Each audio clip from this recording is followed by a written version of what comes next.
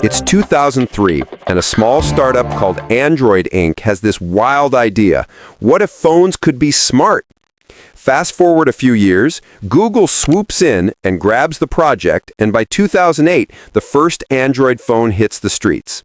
It's not exactly pretty, chunky, laggy, and trying way too hard, but it plants a flag in mobile history.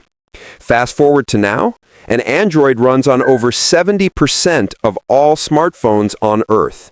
Basically, if humanity had a collective brain in its pocket, it would run Android. What it actually does?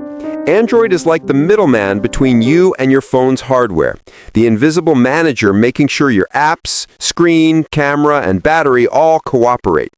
Built on Linux, it's open source, meaning anyone can tweak it, which is why Samsung, Google, and even random brands you've never heard of all use their own flavor of Android.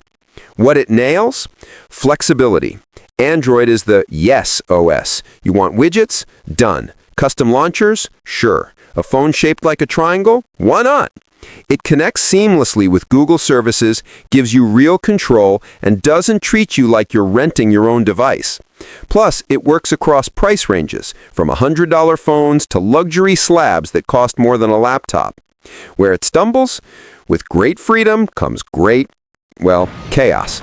Some versions are smooth as butter, others feel like wading through digital mud. Security updates can be inconsistent, and that app ecosystem, it's a bit like a flea market. Treasures everywhere, but you'll also find some cursed stuff. Still, Android's the reason smartphones feel personal. It's messy, customizable, and gloriously human. Like your phone got a personality upgrade and a sense of adventure.